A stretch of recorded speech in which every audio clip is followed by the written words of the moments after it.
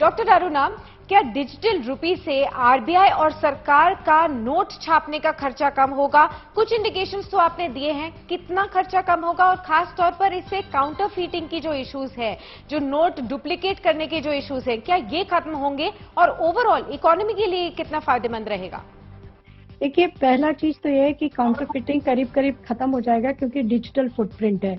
परंतु cyber security में extra care रखना पड़ेगा क्योंकि हमेशा चोर पुलिस के आगे चलता है। तो जब सीबीडीसी में पूरा अमाउंट आ जाएगा, वॉलेट आ जाएगा, तो उसका ट्रैकिंग, जैसे नोट में एक यूनिक नंबर होता है आपका, तो काउंटरफीट में समझ में आ जाता है, या यूनिट प्रिंट्स होते हैं, यूनिट लाइंस होते हैं, यूनिट कलर पैटर्न्स होते हैं।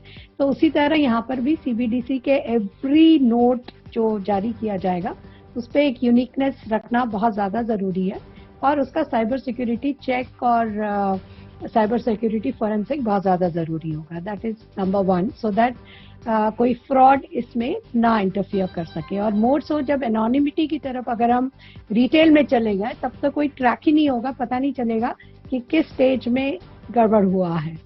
तो that is a danger one has to work against, और उस पर ध्यान रखना पड़ेगा कि साइबर सिक्योरिटी का हमारा उतना ही केयर रहे। अब जहां तक आपने लिखा कि इकोनॉमी पे क्या फर्क पड़ेगा, तो बहुत फर्क पड़ेगा क्योंकि आपको हमेशा ट्रैक रहेगा कि कितनी करेंसी लीगल टेंडर आज मार्केट में फ्लोट हो रहा है, कहाँ फ्लोट हो रहा है, कितना ज्यादा फ्लोट हो रहा है, होलसेल से फ्लोट हो रहा है, और जो सेविंग ऑफ द कॉस्ट है और जितना डिजिटल पेमेंट होता है उसमें पार्किंग नहीं होता है। आज आप अगर आप किसी भी विभाग में, आप मीडिया में हो, तो मीडिया में एक मनी बैंक में पार्क्ड रहता है और वो it's like a dead money अगर आप यूज नहीं कर रहे हो। जब आपकी सैलरी में आ गया then it's a floating money. तो यहाँ पे सारा मनी एक फ्लोटिंग रूप में रहेगा। तो इकोनॉमी के लिए it will be very very good क्योंकि entire amount will be available in a floating form. तो रियल टाइम एक्सपेंडिचर पे ही वो वहां से ड्रॉ होगा, पार्किंग नहीं होगा। परंतु बैंक्स को भी इसमें देखना है क्योंकि बैंक का काम है लेंडिंग।